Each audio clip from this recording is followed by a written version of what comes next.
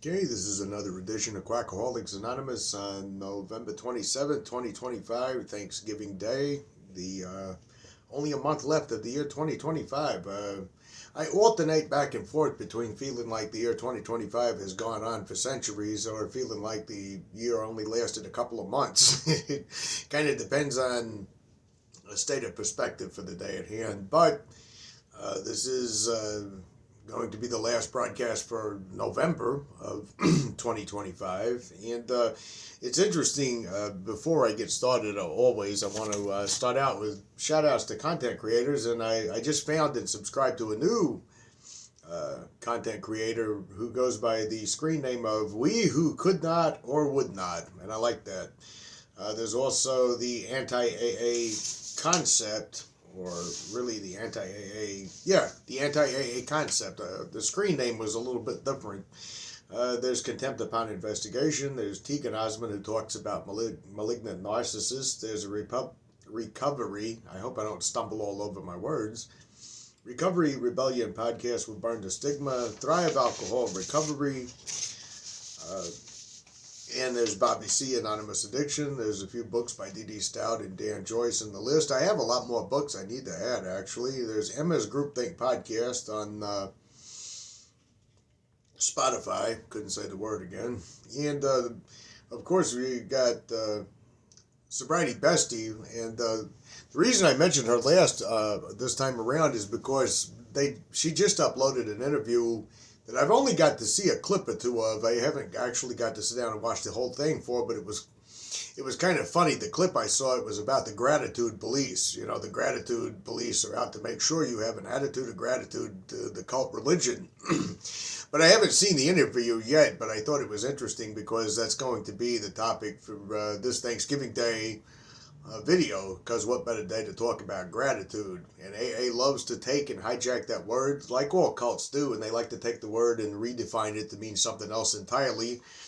And that is a classic trademark of most religious cults. They take a word, then the word begins to mean something else. Resentment, for example, you don't hear that much in the modern everyday world. You might hear something like, well, I resent that, or something like that, but it's not treated as some code word, buzzword for some horrible type of behavior that deviates from the cult path of serenity that is treated like in the cult religion of the AA.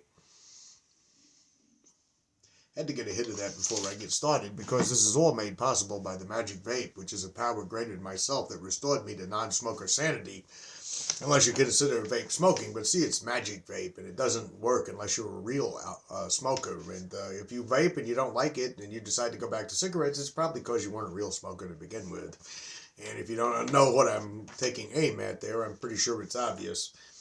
So, yeah, this particular episode is going to be about gratitude. It's going to be addressing a few people that come by. There's one particular asshole here lately. He waits till I get a new video up, and then he does his little drive-by comment with some snarky, underhanded type of insult, where he has to also point out, or I say he, I don't know if it's a he or not, but they have to point out that they hate AA too. But you're still a piece of shit because you're just a bitter, angry man. Up here whining and complaining. I hate AA too, by the way, but which is irrelevant to the point you're making. Is this some kind of argument appeal to authority? I addressed that in another video before, where people will say things like, well, I'm an atheist and I don't have a problem with AA. That's irrelevant. Just because you're an atheist doesn't necessarily mean that you have a better understanding of the cult religion that you're trapped in. That's kind of irrelevant to the whole entire thing. But people do it all the time. You'll see it. And of course, I thought it was interesting this week, before I dive completely into this topic, that there was this huge reveal by accident on X, Twitter, or whatever the fuck you want to call that train wreck nowadays, that a lot of these accounts that are very, very political and divisive and incendiary, they're not even from the United States of America. There's a few accounts that, when you look at the location, thanks to a new feature, you find out these people are in Eastern Europe, Nigeria, Pakistan, and other places. So, yeah, 99% of what you see on the internet is bullshit, but you will often see in political content, somebody will come along and say something like, well, I'm I'm a Democrat and I don't have a problem with the Trump administration, or I'm a black man and I haven't got a problem with, these groypers or anything like that. It's irrelevant. I mean, that doesn't add any weight to whether or not the claim is true or not. Like if I came along and I said, oh, I'm a Harvard professor and I don't have any problem with AA whatsoever, that's irrelevant. Whether you're a Harvard professor and whether you have the ability to tell what's true about a religious cult that you're indoctrinated in is two different things altogether. It's an argument from authority fallacy. But I said all that because I know I'll probably get another drive-by comment, but I wanted to address that because critics who come by here all the time, they like to say I'm resentful, that I'm bitter, that I'm just still hung up on what happened to me in AA, and I'm just unable to let go of the whole entire thing, just still stuck here. I'm like the Trent Reznor song, you are someone else, and I'm still right here. If I could start again a million miles away, I'd still be this miserable person that I am. Well, I'm going to kind of try to turn that on its head because this is Thanksgiving and it's manufactured joy, obviously, because there's a lot of people probably at their families right now that are in a heated shouting political match, or even just they don't like seeing their families and they see them once or twice a year to remind themselves why they don't see them but once or twice a year. But I'm going to say something really radical. Actually, I'm not bitter and resentful at all. I'm actually grateful. Yeah, that's a word I used to really hate in meetings. It always made me cringe when people would say that. Oh, I'm a grateful recovering alcoholic today. Grateful to be here. Grateful to be sober.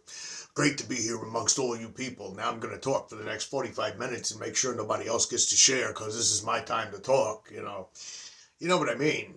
It's a word that still gets on my nerves. It still irritates me, but actually after careful evaluation, I'm actually grateful.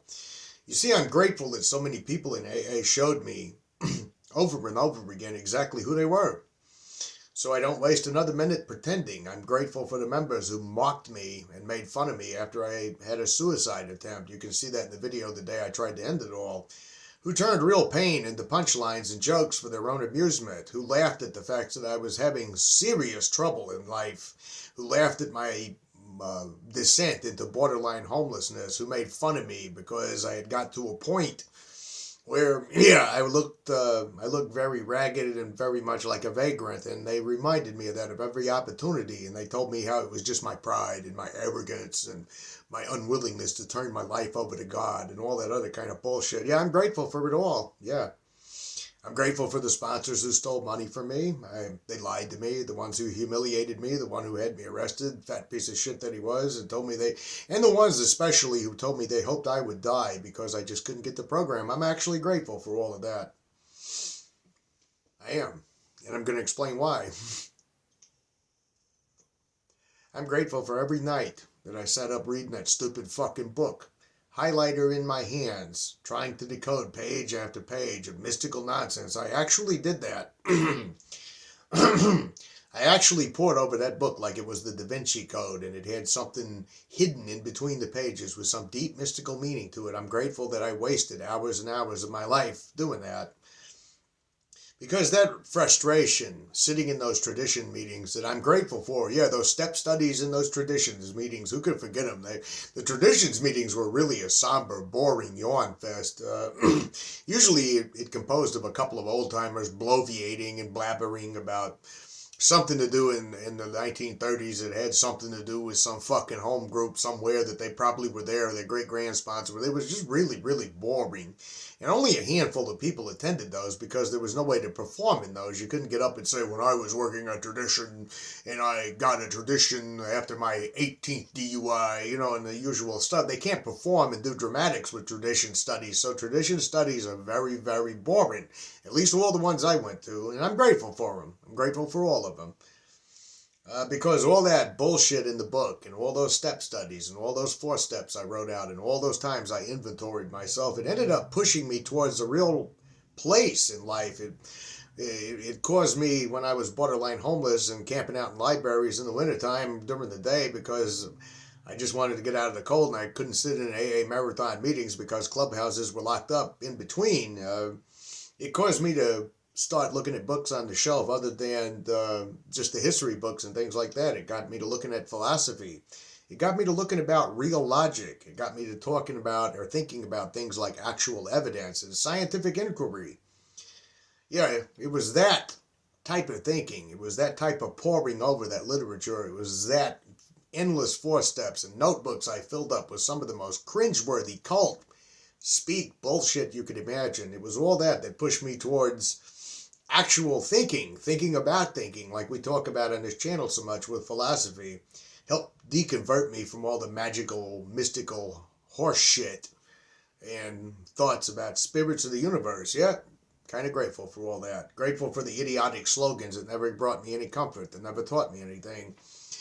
Grateful for the hospitals. Yeah, I'm grateful for those too. The treatment centers, the ones that treated me like I didn't even deserve air or oxygen or deserve to live. The people that brushed me off coldly, like they didn't care if I lived or died or not. That looked at me like they kind of hoped I would die. The people that laughed and made fun of me, I'm grateful for them. They taught me that experts and professionals and people with name tags and badges and degrees who work in the industry, they're not synonymous with, no, experts are not synonymous with words like ethical or words like honesty or words like actual concern or caring or service work. All those things are made up bullshit. It taught me that professional people can be utter scum of the earth, where I don't have to trust them on sight. Grateful for all those toxic family members who only showed up to kick me when I was down. The ones who literally said, one time when I was in jail in the wintertime, and they were saying, well, we're not coming to bail you out, so, there are park benches out there. Maybe you could lay down on a park bench and steal some stuff to stay comfort. And I'm really 100% grateful for that. Because I learned I don't need them. I learned I sure as hell don't need their approval. And I don't really need their empty praise when I'm doing well, when they say something like, well, you come so far. I'm not interested in hearing it, and I don't have to be. Grateful for all the AA members who bragged about being a service and then drove past me one time in freezing rain on a Christmas Eve. I remember a Christmas Eve meeting when I was sitting in a meeting and everybody was talking about, I'm just here to help the other alcoholic. It's about service. It's about God and all that. And I was walking in this freezing rain and everybody drove right past me while it was happening. Some of them deliberately hit those puddles and potholes to splash freezing cold water all over me. Yeah. I'm actually grateful for them. They drove right past me in the rain on a Christmas Eve after talking about serving God and helping others. Because if all of those horrible things I just outlined didn't happen, I wouldn't be here today on this Thanksgiving Day telling the truth about this horrible, malignant, disgusting religious cult and exposing it for what it really is. So grateful I even have to take a hit of this vape. You see, AA has this bizarre idea about gratitude. It's not really what I would call gratitude. It's manufactured gratitude. It's obedience dressed up as some sort of fucking mystical enlightenment. Gratitude, from my perspective, is something that sort of comes from within inside of you, not something that's dictated to you or told to you. Like, not too long ago, believe it or not, I got out of my car near a gas station and I saw on the passenger side of the tire, it had this huge bubble in it. And whenever you see one of those, it's a danger sign. Do not drive your car if you ever see something that looks like a puffed out bubble on one of your tires, because that tire could blow. It could blow, and yeah, you could lose control, wreck, and all that. And when I saw that thing, and I was thinking to myself, the nearest shop is almost 6 miles away. I don't know what I'm going to do. It happened to hit me that the shop I go to that does my tires, they actually had another location in the area, and it was only 1.5 miles away. And all I had to do was put on the emergency flashers and drive real slow and let a bunch of people honk their horns and fly around me. But I made it there safely, and I was able to get a tire that turned out to be under warranty. See, I felt really grateful that all that happened. I didn't need someone to tell me to do that. I didn't need to look up at the sky and thank some non-existent spirit of the universe for it. I was grateful that it all went down the way it went down. But hey, gratitude is like some kind of expected script that you're supposed to say. I'm grateful to be an alcoholic. I'm grateful to have hit rock bottom. I'm a grateful recovering alcoholic. Get an attitude of gratitude in here, or you'll relapse and die. You better get an attitude of gratitude. That doesn't sound like gratitude to me. That sounds like a slave mentality where you're grateful to your slave master that they didn't beat you with a whip that day and beat someone else. Think about all the times that you've heard people say, well, I saw someone struggling with alcohol withdrawal and And then they were homeless and they were behind a dumpster, and I looked up at the sky and said, thank you, God. I'm grateful now. Well, I'm glad you believe that a spirit of the universe put someone in your pathway that's suffering and likely dying so you could feel special in the universe of everything. Although I find that to be utterly abhorrent type of thinking. And really kind of fucking disgusting, because for a person like they are in meetings who say, it's not all about me today, but God put a homeless man in front of me dying from a drug addiction and alcohol so I could say thank you to him. Really sick, twisted fucking idea you got about life there. But, you know, that's the entire slave mentality of the cult religion and manufactured gratitude. You're grateful other people are suffering and you're not. You know, I mean, it's the same type of thing. It's almost literally the same thing as a person going to a cancer ward and saying to all the cancer patients, God put all of you here so I can be grateful I don't have it. That's literally what they're saying. And we'll talk a little bit more in depth, because this is the point, and it happens in every single video I do, and it's going to happen in this one, and it happens in all of them. No matter how many times I address the literature, no matter how many times I talk about all the logical fallacies and flaws in the book, no matter how many times I point out how those sentences make absolutely no sense whatsoever, there's always going to be someone that has to come out of the woodwork and say, well, see, the program's not the meetings, the program is in the book. Yeah, and the book is idiotic. The book is incoherent. The book is hollow and empty of nothing but stupid platitudes that are not based in reality. So, why don't we turn to the blue book of Bill's bullshit for a minute, and we get these bizarre theological spins when you look underneath it. Someone attacked Sobriety Bestie not too long ago and said, well, this is a technique for drinking that helps some people. A technique for drinking that helps some people. Not drinking, not a technique for drinking, a technique for not drinking that helps some people. Wait a minute. You guys sit in meetings and talk about by the grace of God. You guys sit in meetings all the time and talk about this is the last house here, you know. You guys sit in meetings and talk about work the steps or die. You guys sit in meetings and talk about you either have to accept spiritual help or else. But now, conveniently, when you get pinned down for your malignant cult religion, now it's, well, I mean, this is just a quit drinking technique that, you know, it helps some people. You can't talk bad about it. Funny how they love to tap dance around the issue every single time, you know. First it's just a self-help group, then it's you must serve God in here. So in Bill's blue book of in the blue book of Bill's bullshit, or Bill's blue book of bullshit, however you want to spin it, we alcoholics are undisciplined, so we let God discipline us. On page 88, well, that sounds more like a metaphor for an abusive parent than anything else to me. I mean, your premise here is we're broken. Your premise is only God or AA can fix us. Your premise is if you don't get better, it's all your fault. The conclusion seems to be submit harder, bow, scrape, and obey. It doesn't tell you anything about a technique for quitting drinking. It doesn't tell you a technique about a design for living. The so-called design for living is you bowing and scraping before your master and being grateful he doesn't strike you with drunkenness for that day. But if he strikes someone else, that's cool because that makes you grateful. Which is kind of a psychological trap in of itself. It's disguised as some sort of bullshit humility. You don't have a drinking problem. You have a thinking problem. You'll hear it in meetings a lot. Translation, don't trust your mind. Don't trust your thinking. Don't try to reason. Just trust the group. Shut up. Obey. Take the cotton out of your ears, even though I never had any fucking cotton in my ears. I gotta grab a different note on this one.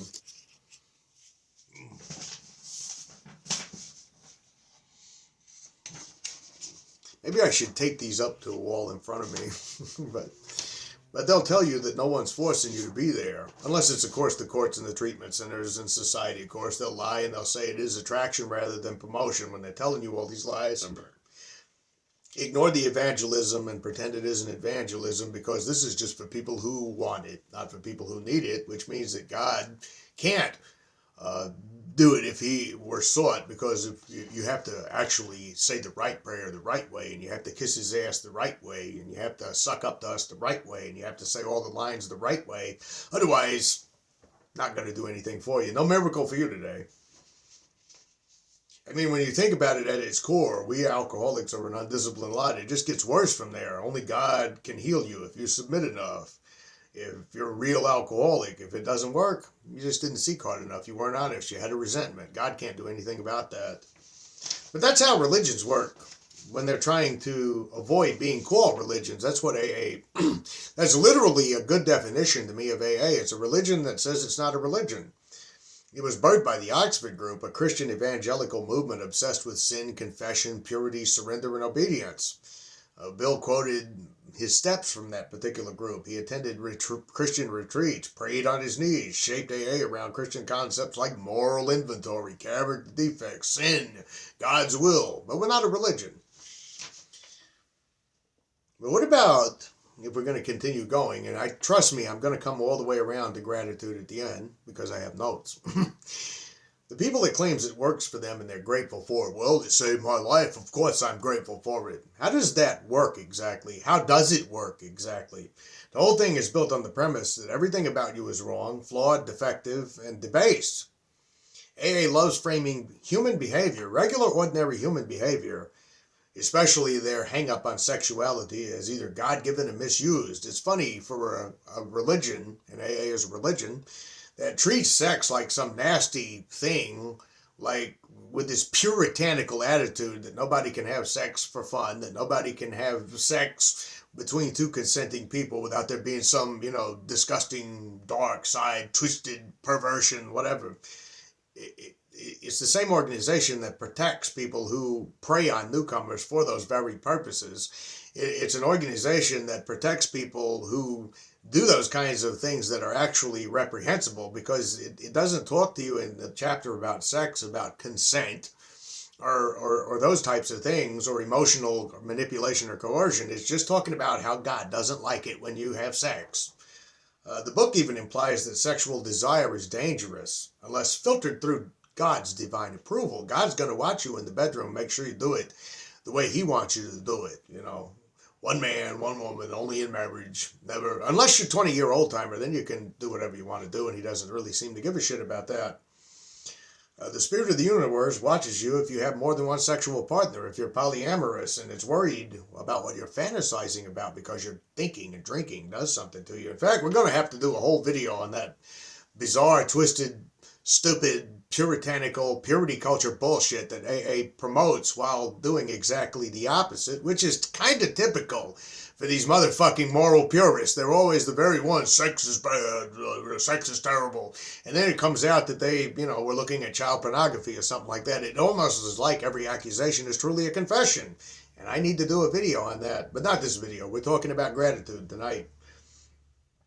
Here's reality about human nature, backed by neuroscience, psychology, and philosophy even, one of my favorites on this channel. Human sexuality is natural. The big book tries to say it's God-given, therefore good. You don't have any evidence of that. By the way, there are other species on Earth outside of human beings who engage in acts of self-pleasure. That includes walruses and gorillas and bonobos and chimpanzees and even dolphins and other things. So, was that God-given, therefore good? Bill didn't know anything about that. He didn't know anything about shit, really. There's no God-approved version of something like this. We build a society around ideas about what makes society a little bit better in terms of, like I said, consent. I don't actually need a divine commandment to say, you know what, I don't like it when people steal from me, so I'm not going to steal from people, because if I steal from someone, I know how it feels to be stolen from. That's literally all you need. You don't need a mystical spirit of the universe that doesn't even know what planet how does the spirit of the universe find the planet Earth? Does it have a Hitchhiker's Guide to the Galaxy or something so it can come straight through all the universes and stars and light years and cosmos to get to this one planet and say, those people over there are drinking too much, so here I am to save them all, provided they kiss my ass, of course. There's no cosmic scoreboard tracking purity or thoughts or anger or rage or jealousy or anything that we call bad. You do realize what we call healthy, what we call society, what we call all those things, those are all words we just made up. And we redefine them all the time, because what was a healthy society 200 years ago and what is a healthy society today also is cultural. I can't talk tonight for some reason. Also kind of varies between what country you're in and what culture you're dealing with. So society is really nothing more than a shared patch of land and a culture. And yeah, there is no spirit of the universe telling you what's approved. We redefine and change that every day, all the time. Um, but I mean, literally, there's no cosmic scoreboard for this. Everything from sexual orientation to libido to attachment styles to kinks to emotional needs, it all sits on this vast spectrum shaped by biology and environment and personality and genetics. Variations of how we approach and perceive the world around us is the rule, not the exception. And it's absolutely ludicrous to think that one dude who wrote the big book has a complete market on what's good, what's bad, what's selfish, what's immoral. And the idea that misused or our instincts have gone awry or our misuse of the will is some kind of spiritual defect, that collapses the second you actually ask for evidence. You see, I see an angry man. An AA person could say, well, that's a spiritually sick person. Well, unless you could demonstrate there's a spiritually sick person, I have no reason to not say, well, what's solved by just saying the guy is angry? Why do we need to add more shit to a guy who's angry? If behavior arises naturally from human brains, bodies, hormones, traumas, then blaming people for falling short of God's ideal is just another form of religious shame, and AA capitalizes on it. Philosophers like Sartre, Nietzsche, Camus, de Beauvoir, Russell, they all tore those narratives apart. They understood that humans act because they're human, not because they're broken. Desire isn't a sin, shame isn't a moral compass, and calling something God's will doesn't actually explain a fucking thing. When AA frames something as a human instinct as something God either blesses or curses, it's not just giving guidance, it's imposing. And trust me, character defects, 7 deadly sins, moral failings, in full flight from reality. You're terrible, and you have to be grateful, eternally grateful for the cult from saving you from just being a human being. By the way, there's a spirit of the universe. Can it get angry? Because if it can't get angry, then there's something the spirit of the universe can't do. And if it can't get angry, then I have no fucking reason to turn my will over it because it doesn't understand me. Does the spirit of the universe, does it get sad? Because if it can't comprehend sadness, I have no fucking reason to turn my will and life over to it because it can't possibly understand me. So I have no reason to surrender to some made-up thing in the clouds that supposedly hits me with drunkenness for not kissing its ass enough.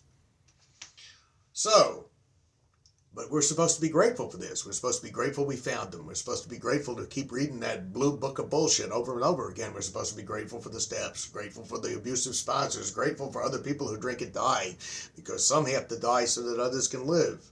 We're supposed to be grateful for all of this horse shit, for this abuse. I'm grateful my sponsor told me to shut up and not talk for a year. I'm grateful that the sponsor stole from me because it taught me that it was about self-will and all that. Well, here's my take on gratitude.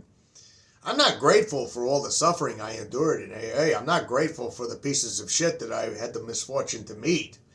I'm grateful that the mask came off, that I got to see them for what they were. I'm grateful because I learned from it all. I don't even know if I would have done the deep dives I've done into the realms of philosophy or into the realms of, or all those boring books I've had to sit through on Logic 101, and syllogisms and all that other boring shit had it not been for AA. I've learned from what they've done to me. I'm not grateful for their cruelty. I'm grateful I saw through them for the phony pieces of shit they are. I'm not grateful for spiritual narcissism and abuse. I'm grateful that I was able to finally successfully walk away from it. See, to me, gratitude isn't about turning trauma into a sermon or bowing to a bunch of low-life bastards like those people in AA that do not care if you live or die or not. Because if you die, your sponsor is going to sit in the meeting the following day and say, well, they never got the program. They never got it. So, today, on Thanksgiving Day of 2025, November the 27th, here's what I'm truly grateful for. The fact that I'm not in AA. The fact that I don't think in slogans. The fact that I don't believe in horseshit spiritual awakenings. The fact that I actually take responsibility for my own life and my own decisions, and I don't have to feel guilty about that. The fact that I operate as an independent human being who, although I make a lot of mistakes and make wrong decisions and who am not perfect, I'm grateful for the fact that, you know what, it's my life and I get to live it. And I don't have to worry about something doing for me what I couldn't do for myself. Because if something is going to do something for me, then that means it can take that something away from me, and I don't need that. I need to be the one to do for me what I want to do for myself. I'm grateful for waking up, and that right now, currently, to the best of my ability, I'm always afraid of that, because even though I say I'm not a superstitious man, there is an old saying about there's superstition and avoiding superstition, but from all outward appearances, I'm not terminally ill. I'm standing up on both feet. I'm able to walk. I'm able to work. I'm grateful for that. I'm grateful for rescuing myself and actually rising out of the utter failure that I had become because of that nasty, disgusting cult religion. For rebuilding a life without superstition, without shame, or without cult logic, telling me I got to second guess myself and be on eternal apology tours for the rest of my life for all the bullies in the world who want to run over me. For choosing evidence over mythology, autonomy over obedience, and dignity over dogma. And most of all, I don't know. I have to grab another note. I'm grateful that I survived long enough to tell the truth and spread the word to everybody out there who's still trapped in that malignant cult, in the hope that they too will become free. So I'm grateful to know all of you.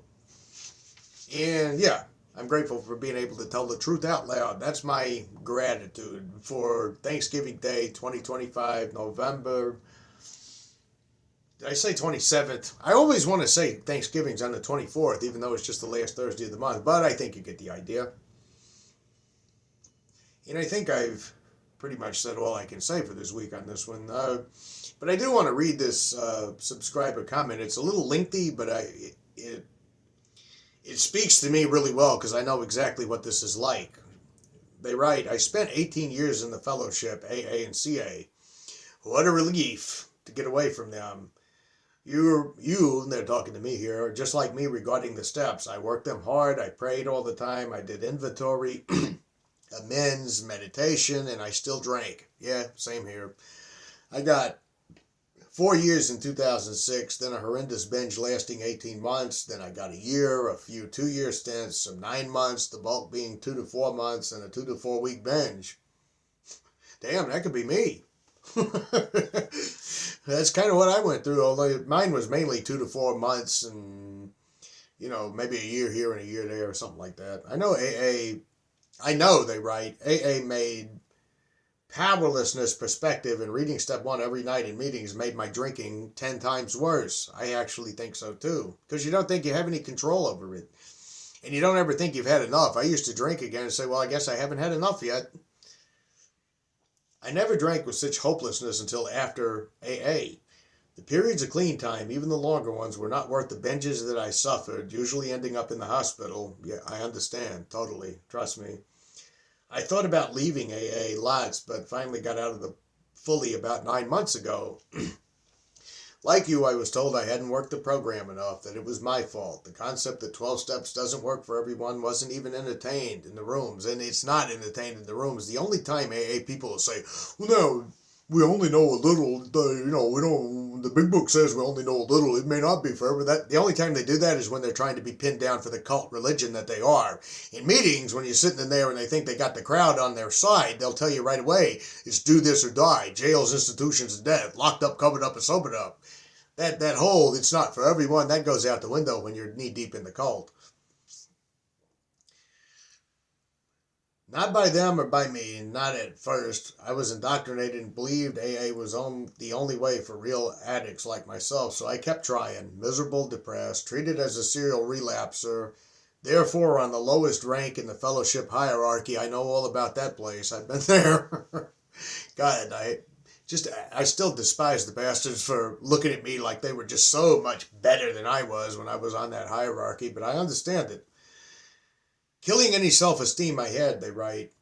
The way they look down on me, how they patronize me, I can't believe I put up with it. I think the sober gurus, yeah, right, will actually miss people like me and like you, they write.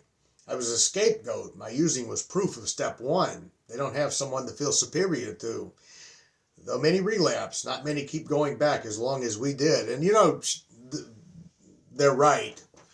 There was a lot of chronic relapses like myself, but most of them just vanish after a period of time. I kept going. I kept going and going and going like the Energizer Bunny for 11 years, over 11 years. I kept going back because I had done 3 12-step rehabs for 3 to 6 months where the steps were drummed into me. My self-esteem has improved so much since leaving. I no longer feel like a third-class citizen. It's great to find your channel and hear from people who think like me. And, well, I'm glad you found it too, because there's probably way more of us out there than we realize, because AA gets no bad publicity. AA has the media on its side. AA is treated favorably in all the movies and TV shows and everything else. It was funny recently, I started watching The Wire again.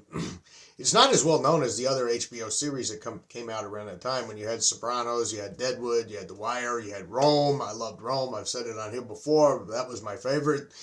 Carnival, that was a really good one, and it ended too soon. But The Wire was actually a really, really fast-paced, gritty type of show.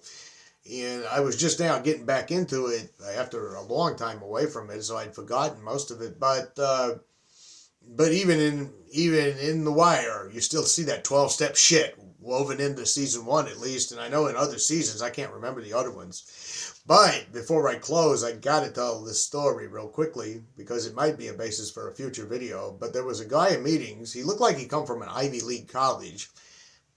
He looked like, he looked more like the preppy cop on The Wire that shot his car, that figured out and decoded the numbers. He looked more like him, but he would always tell the story in meetings. He would say, I used to rob drug dealers, and the drug dealers were so afraid of me that they would give me the drugs when they just saw me coming down the street. I'd be walking down the street and they would give me the drugs. And I carried a shotgun, and when I walked down the street, I said, you got something for me, and they would give it up. And I was like, well, that sounds mysteriously like a character on The Wire. Because there is a character on The Wire like that. Although the character on The Wire, the actor who portrays him, looks like the kind of guy that could do something like that and get away with it. He's scary looking. He's got, it's made up, but he's got a fake scar on his face and everything. He looks like he would be a guy that could get away with something like that. You don't look like that. I mean, I have a very difficult time seeing this preppy guy that looks like he went to some Ivy League college walking down the street with a shotgun saying, just give me your drugs. I'm just not seeing it. But the thing that would kill me is I would always look around the meeting and I'd be like, does nobody in here watch The Wire? That's on The Wire. There was even one thing he said, God in AA is like a chess piece, and God is the king. And in chess, you can never become a king. The king stays the king. And I said, that's in The Wire. Okay, I watched The Wire too. I know what you're talking about. You're ripping all this off from a TV show. But I guess these people don't realize that other people watch television too. I don't know. Chime in our comments. Let me know if you ever caught anyone trying to pretend to be a TV character in an AA meeting. And I see you guys next time. Happy Thanksgiving.